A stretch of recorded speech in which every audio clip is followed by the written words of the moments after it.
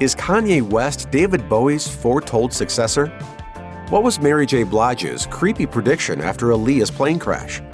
Keep watching for some of the most bizarre celebrity death theories out there.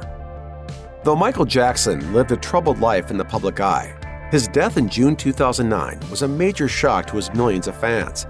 At the time of his passing, music lovers were anticipating his long overdue comeback, as well as a highly publicized 50-date residency at London's O2 Arena that was set to begin the following month.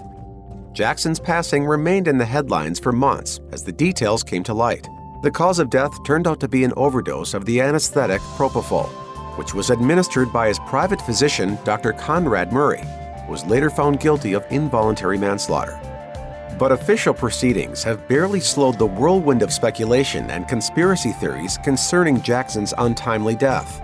Some have suggested that he was in fact murdered, including his own daughter, Paris, who in 2017 claimed that a lot of people would have wanted her father dead. A more bizarre theory claims that Jackson actually faked his own death. That idea gained some prominence after a video was posted online that purported to show a Jackson-esque figure getting out of the back of a coroner's van alive and well. Jackson was reportedly $500 million in debt at the time of his death, a fact that conspiracy theorists argue gave him cause to quit his life in the spotlight. Some fans even suggest that Jackson took up the identity of Dave, a conceptual artist and friend of his who was interviewed on Larry King Live on the day of Jackson's funeral. For the vast majority of her fans, Avril Lavigne has been the evergreen voice of teen angst for the better part of 2 decades. But the world of Lavigne fandom also contains one unorthodox subset, the Avril Rangers, who allege that the Lavigne we see on stage today isn't the real Avril and hasn't been since 2003. As reported by Vice in 2015, the Rangers believe that Lavigne was found dead at her home shortly after the release of her breakout debut album, Let Go. They also claim that she was subsequently replaced by an actress named Melissa Vandella, who was first employed by Lavigne's team as a lookalike, whose job was to wrong-foot the paparazzi and stop their constant pursuit of the real Avril. According to those who believe this conspiracy, Lavigne was allegedly struggling to deal with her fame during the height of her career. As reported by The Guardian, this bizarre theory first arose on a Brazilian blog. Evidence of a purported cover-up includes analysis of the two women's differing skin blemishes and clothing styles, as well as cryptic lyrical allusions to the real Lavigne's untimely demise.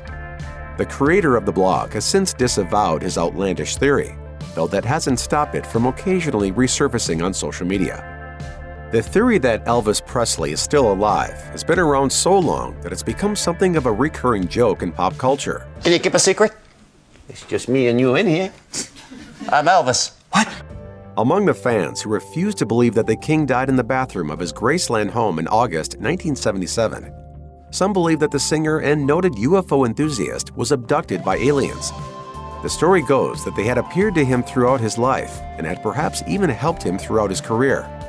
A marginally more plausible but nonetheless still bizarre theory contends that Presley was in fact working for the FBI, and that he had effectively entered a witness protection program before evidence that he was an agent was made public.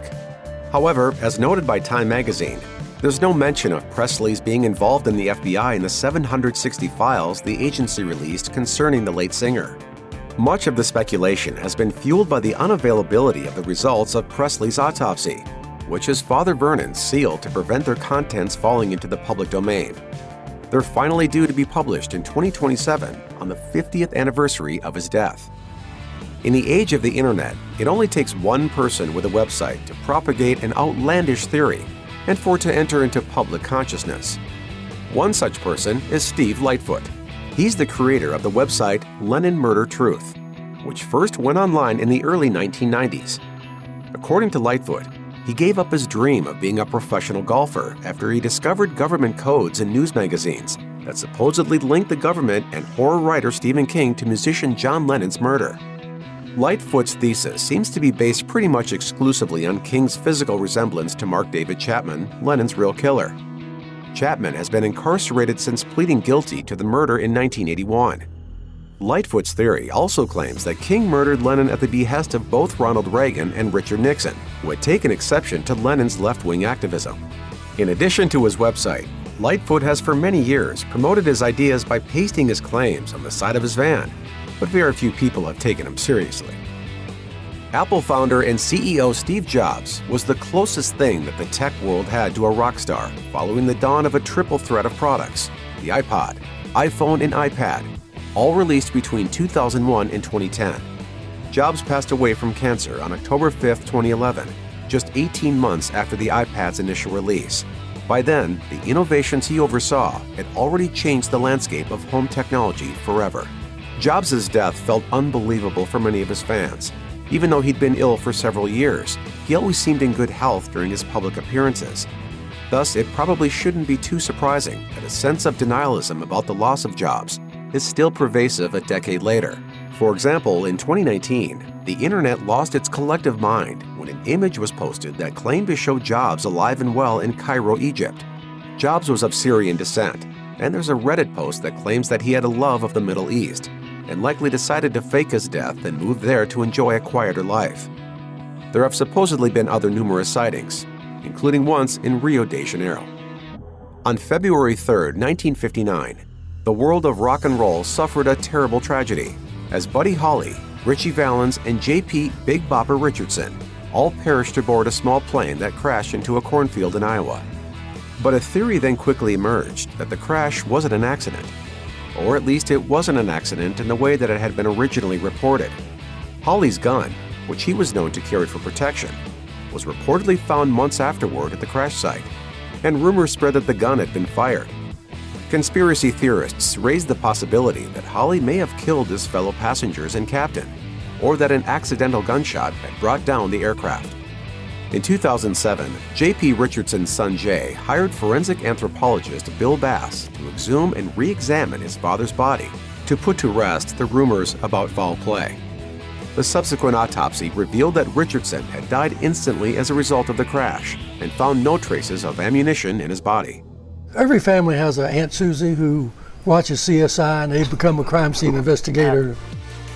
Born into a devout Baptist family in Valdosta, Georgia, Bill Hicks drew on the firebrand performances of the preachers he encountered in his childhood to create his own brand of cutting-edge, rage-fueled comedy. He gained fame as one of the angriest young comics of his generation before his tragic death in 1994 at the age of 32. But some conspiracy theorists have argued that the story doesn't end there, and that in fact the comedian has continued to ply his trade as a loudmouth social critic in a far less comedic form, that of far-right conspiracy theorist Alex Jones. As reported by Texas Monthly, this incredible theory first emerged in 2014 when a 33-minute-long video was posted to YouTube claiming that Hicks had undergone the transformation after being recruited into the CIA to become controlled opposition against the mainstream media. Critics of this theory have argued not only that these two men exist on wildly different sides of the political spectrum, but also that being loud, white, male, and rotund isn't a particularly unique profile among American public figures. The exact meaning of the title of David Bowie's final album, Black Star, has been widely debated among his fans. This is especially true in light of the timing of the album's release, as it came out just 2 days before his death on January 10, 2016. Many point to the album's themes of death and transformation and argue that it's a perfectly crafted swan song that turned Bowie's death into a work of art.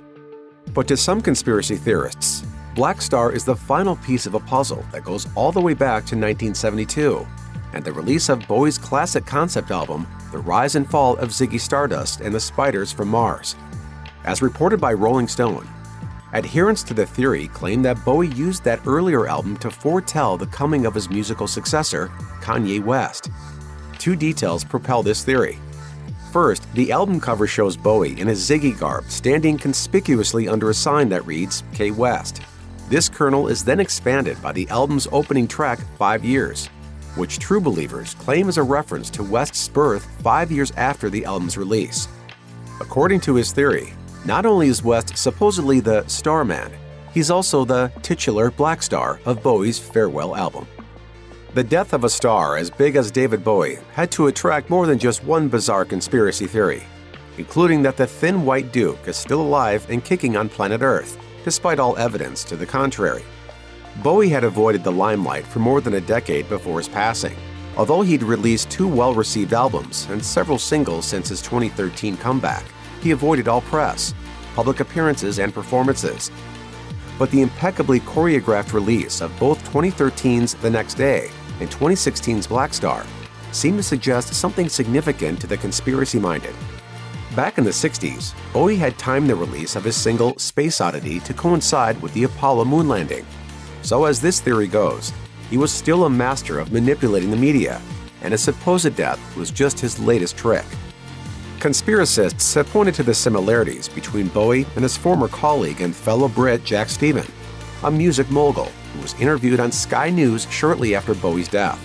There are certainly some physical resemblances, and many commenters pointed to something that Stephen said at the start of his interview. I actually felt that part of me had died. I mean, I have to say it. Some people have taken this as evidence that Bowie and Stephen are the same person, positing that this interview was a coded farewell to his eagle-eyed fans who knew the truth. Aaliyah was a rising star in the world of R&B when she was tragically killed in a plane crash immediately after wrapping the filming for the music video for Rock the Boat. However, not everyone believes that her death was an accident, despite no evidence to the contrary ever coming to light. One highly prominent name in the Aaliyah was murdered camp is fellow R&B sensation Mary J. Blige. In a 2005 interview with The Guardian, she pulled no punches in letting readers know that she was certain that there was more to Aaliyah's unfortunate death than there at first seemed, and that she herself might be next. According to Blige, "When I saw her die, that's when I discovered the fact that I'm next. I don't know how or when, but I'm next. I don't know what kind of freak accident they're going to put me in or what kind of overdose of heroin they're going to sort out. But at the end of the day, I knew I was next. I just thought, I'm scared."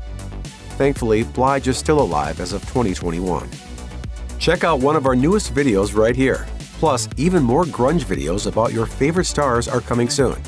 Subscribe to our YouTube channel and hit the bell so you don't miss a single one.